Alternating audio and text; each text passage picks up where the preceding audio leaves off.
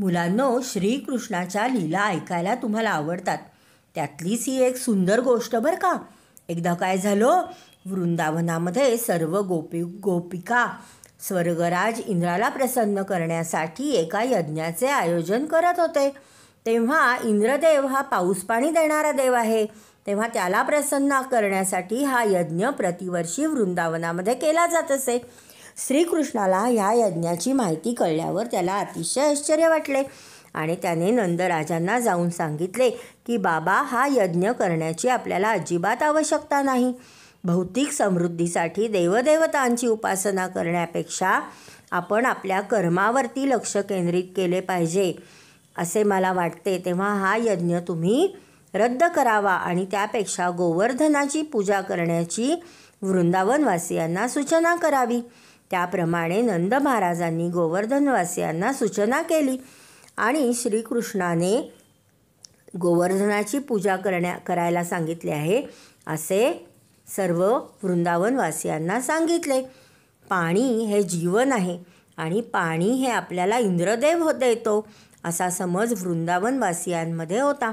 शेतं पिकण्यासाठी, पिण्यासाठी, धान्य मिळवण्यासाठी खरं म्हणजे पाणी आवश्यकच असते आणि वृंदावनवासींना हा पाऊस इंद्रदेव देत नसून गोवर्धन पर्वत देत आहे हे पटवण्यासाठी श्रीकृष्णाने वृंदावनवासियांना तशी सूचना केली होती. इंद्र महाराज अतिशय संतापले. त्यांना मोठा अभिमान झाला होता, गर्व झाला होता की आपल्यामुळेच इथे पाऊस पडतो, म्हणून आपल्याला प्रसन्न करण्यासाठी हा यज्ञ केला जातो याचा त्यांना गर्व झाला होता. आणि इंद्राचे गर्वहरण करण्यासाठीच, इंद्राला धडा शिकवण्यासाठीच श्रीकृष्णाने गोकुळवासियांना इंद्रपूजा थांबवावी आणि गोवर्धन पूजा करावी असे सुचविले होते. त्या दिवशी गोवर्धनाची पूजा संपन्न करण्याचे सर्व गोकुळवासियांनी ठरवले. पर्वताची परिक्रमा केली. सर्व गोपिका सुरेख पोशाख करून गोवर्धनाची पूजा करत होते.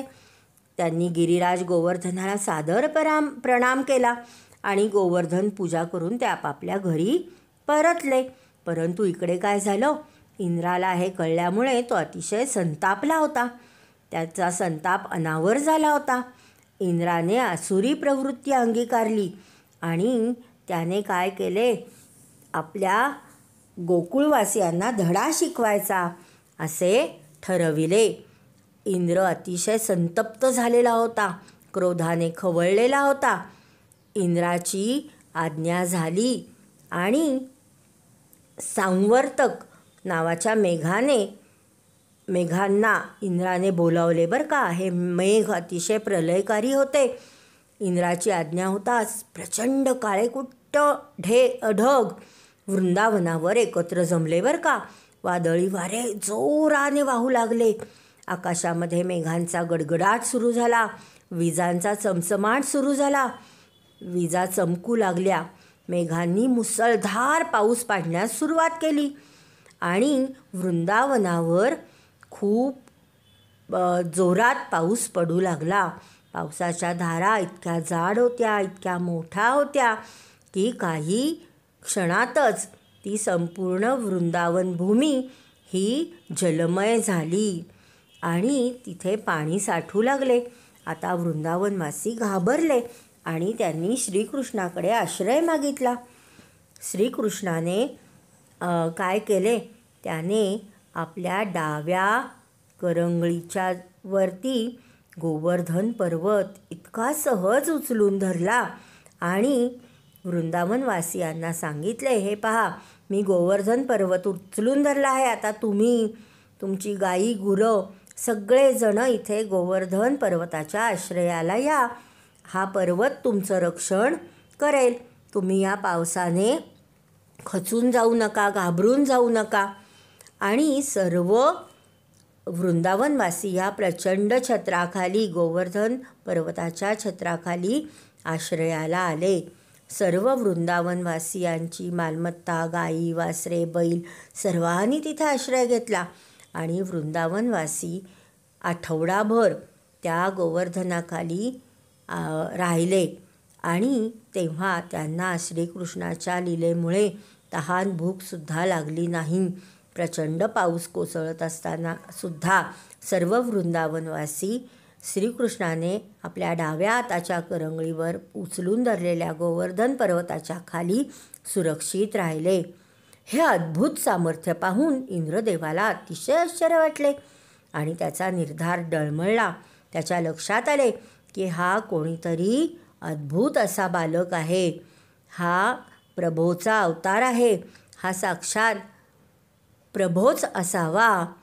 असे म्हणून इंद्रदेव श्रीकृष्णाला शरण गेले आणि प्रत्यक्ष देवांचा राजा हा इंद्र हा श्रीकृष्णाला म्हणाला की मला माझ्या खोट्या प्रतिष्ठेचा गर्व झाला होता म्हणून मी अतिशय उन्मत्त झालो होतो, परंतु तुम्ही इंद्रयज्ञ बंद करायला लावून गोवर्धन पूजेला सुरुवात करण्याची जी प्रथा चालू केली आहे, खरं म्हणजे पर्वतांमुळेच पर्जन्यवृष्टी होते हे तुम्ही वृंदावनवासियांना सांगितले आहे. मी तुमच्या ह्या अद्भुत सामर्थ्याने तुम्हाला शरण आलो आहे. मी तुम्हाला मनापासून वंदन करत आहे. तुमच्या सामर्थ्याची मला कल्पना आली आहे. असं म्हणून परमगुरू परमपिता तुम्ही आहात, मला क्षमा करावी असे म्हणून इंद्रदेवाने श्रीकृष्णाची क्षमा याचना केली. श्रीकृष्ण त्यांनाही प्रसन्न झाले आणि त्यांनी इंद्रदेवाला माफ केले. हा गिरीधारी म्हणून श्रीकृष्ण त्या क्षणापासून प्रसिद्ध झाला. गिरीधारी म्हणजे गोवर्धन पर्वत उचलून धरणारा, गिरी उचलून धरणारा म्हणून गिरीधारी. किती सुंदर गोष्ट आहे ना मुलांनो.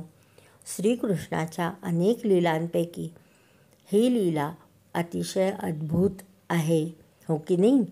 ठेवाल ना लक्षात?